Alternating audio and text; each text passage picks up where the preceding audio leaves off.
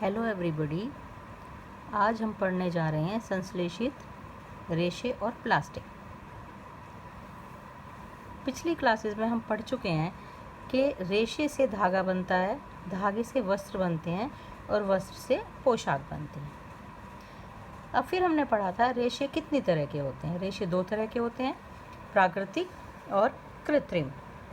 जो प्राकृतिक रेशे हैं वो हमें प्रकृति से मिलते हैं, या तो जीव जंतुओं से मिलते हैं या पेड़ पौधों से मिलते हैं। तो पेड़ पौधों से मिलने वाले जो रेशे हैं वो हैं जूट, रुई, कॉयर या फ्लैक्स। और जीव जंतुओं से मिलने वाले रेशे हैं ऊन और रेशम। जो ऊन मिलती है वो भेड़, बकरी, ऊँट, एल्पैका से मिलती है, और जो रेशम है वो रेशम के कीड़े के कोकून से मिलती है। अब ये हम पिछली क्लासेस में पढ़ चुके हैं। फिर संश्लेषित रेशे वो रेशे होते हैं जो कि प्रकृति में नहीं पाए जाते, जो मानव निर्मित हैं, मनुष्य द्वारा बनाए गए हैं। जैसे रेयॉन है, नायलॉन है, पॉलिएस्टर है, एक्राइलिक है। तो इन रेशों के बारे में, कृत्रिम रेशों के बारे में हम इस वीडियो में पढ़ेंगे। अब बात आती है कि संश्लेषित रेशे हैं क्या। अब जैसे आपने माला देखी है, या हम कई सारी पिनों को एक साथ जोड़ दें तो ये सब छोटी छोटी ये इकाइयाँ हो गई। इन इकाइयों से मिलकर, इन मोतियों से मिलकर, जो ये मोती हैं ये इसकी इकाइयाँ हैं। ऐसे ही हर क्लिप एक इकाई है। तो इन छोटी इकाइयों से मिलकर यहाँ पे एक माला बनी है, या ये एक चेन बनी है। तो एक संश्लेषित रेशा भी छोटी इकाइयों से जोड़कर ही बनाया जाता है। ये छोटी छोटी इकाइयों को जोड़ी गई एक श्रृंखला होती है, और प्रत्येक इकाई एक रासायनिक पदार्थ है। यानी जैसे यहाँ मोती था, यहाँ पे रासायनिक पदार्थ है, हर इकाई एक रासायनिक पदार्थ है। और इस तरह से ये छोटी छोटी इकाइयाँ मिलकर, अनेक छोटी इकाइयाँ मिलकर एक बड़ी एकल इकाई बनाते हैं, बड़ी एक इकाई बनाते हैं, जिसे बहुलक कहा जाता है या पॉलीमर कहा जाता है। इंग्लिश में हम उसे पॉलीमर कहते हैं और या बहुलक कहते हैं। पॉलीमर मिला के ये ग्रीक वर्ड है। पॉली का मीनिंग होता है अनेक, और मर मतलब इकाई, जिसमें कई सारी इकाइयाँ हों। एक पॉलीमर या बहुलक बहुत सी इकाइयों के दोहराने से बनता है, यानी एक सी इकाइयाँ बहुत सारी। अब जैसे कपास है, ये प्राकृतिक पॉलीमर है, कपास भी एक पॉलीमर है।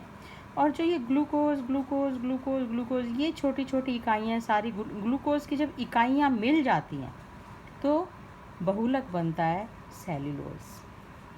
तो कपास में जो बहुलक पाया जाता है वो होता है सेल्यूलोज, और वो बनता है ग्लूकोज की छोटी छोटी इकाइयों से।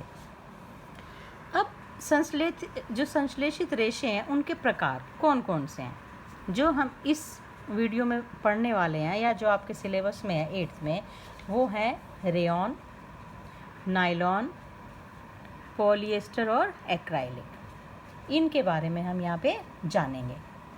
अब रेयॉन जो है, पहले सिल्क, आपने पिछले साल पढ़ा कि सिल्क जो है वो चाइना में बना था सबसे पहले, और सिल्क बहुत महंगा था, वैसे देखने में सुंदर, चमकीला है बिल्कुल।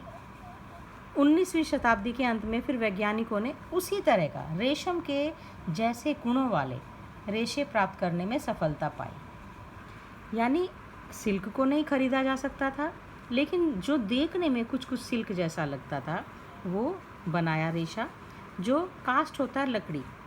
तो यह रेशा कास्ट लुगदी के रासायनिक उपचार से प्राप्त किया गया था। इसमें कास्ट की लुगदी का उपयोग किया गया था, जो कि एक प्राकृतिक पदार्थ है। यह था रेयॉन या कृत्रिम रेशम जो अब बना। इसमें प्राकृतिक स्रोत कास्ट लुगदी का भी उपयोग हुआ, और यह एक मानव निर्मित रेशा है। बनाया मानव ने है, पर इस्तेमाल इसमें प्राकृतिक पदार्थ का भी हुआ है। अब इसकी क्या खास बात है? रेशम से सस्ता है, कई तरह के रंगों में रंगा जा सकता है। रेशम के रेशों के मुकाबले ये मजबूत भी होता है। रेशम के रेशों के समान इसको बुन सकते हैं। और रेयॉन को कपास के साथ मिलाकर बिस्तर की चादरें बनाई जाती हैं, और ऊन के साथ मिलाकर कालीन या गलीचे भी बनाए जाते हैं। तो ये सबसे पहले बनाया गया रेयॉन, पर इसमें कास्ट लुगदी का उपयोग हुआ। अब ये है नायलॉन, ये भी मानव निर्मित रेशा है। किसी प्राकृतिक कच्चे माल का उपयोग नहीं किया गया इसमें। जैसे हमने यहाँ पे इस्तेमाल किया था किसका, कास्ट की लुगदी का, पर यहाँ पे ऐसा कोई इस्तेमाल नहीं किया गया, कोई भी प्राकृतिक पदार्थ इसमें नहीं है। इसका निर्माण कोयले, जल व वायु से किया गया। यानी ये जो रेशा है नायलॉन प्रथम पूर्ण रूप से संश्लेषित रेशा था। अब इसकी क्या खास बात होती है, हल्का होता है, प्रबल बहुत मजबूत होता है, प्रत्यास्थ जिसमें इलास्टिसिटी थोड़ा खींचने से खींचा जा सकता है, चमकीला होता है और धुलने में आसान होता है। यह इतना प्रबल है कि इससे पैराशूट और चट्टानों पर चढ़ने के लिए रस्से भी बना सकते हैं।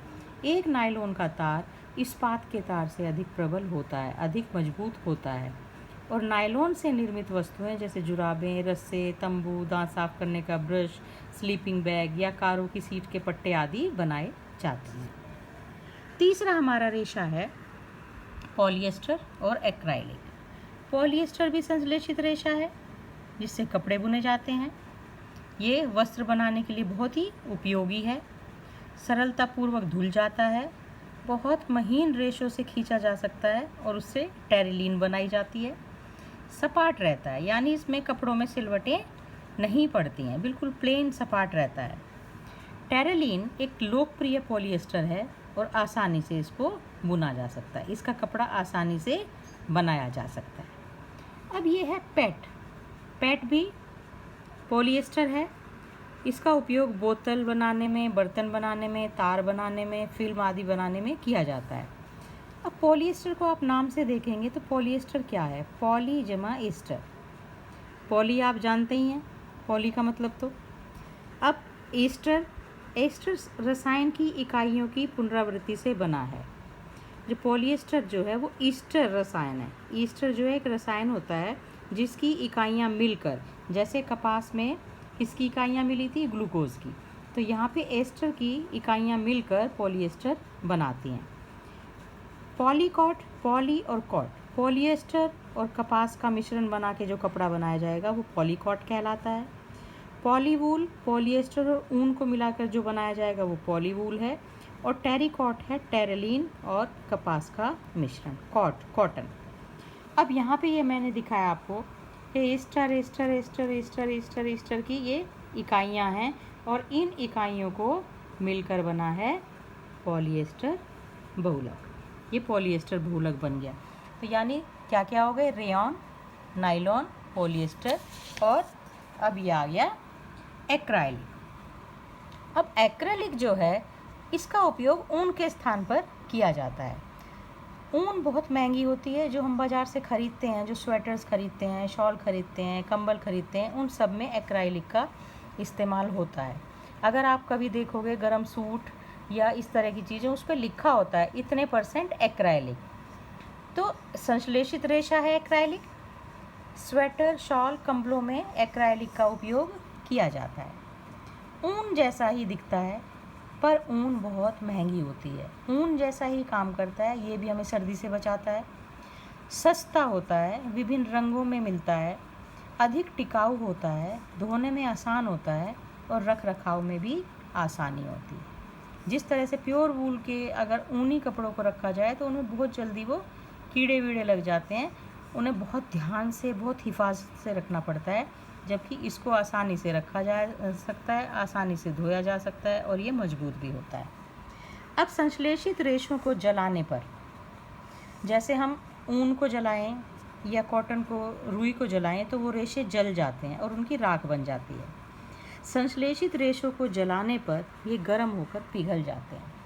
अगर हमने शरीर पर कोई भी संश्लेषित रेशे का कपड़ा पहना है तो क्या होगा, सपोज़ किसी कारणवश आग लग गई तो वो कपड़ा पिघल जाएगा और शरीर पर ही चिपक जाएगा।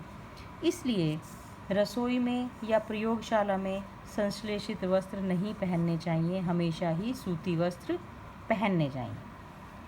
तो जो हमने संश्लेषित रेशे पढ़े, रेयॉन, नायलॉन, पॉलिएस्टर, एक्राइलिक, इनके गुणधर्म क्या हुए, एक तो शीघ्र सूखते हैं, आसानी से उपलब्ध होते हैं, रख रखाव में आसान हैं, हल्के हैं, रंग बिरंगे हैं, टिकाऊ हैं, मजबूत हैं, कम महंगे हैं यानी सस्ते हैं और अधिक समय तक चल सकते हैं। अधिक समय तक इनकी जो उम्र है वो लंबी होती है, जल्दी से फटते भी नहीं हैं।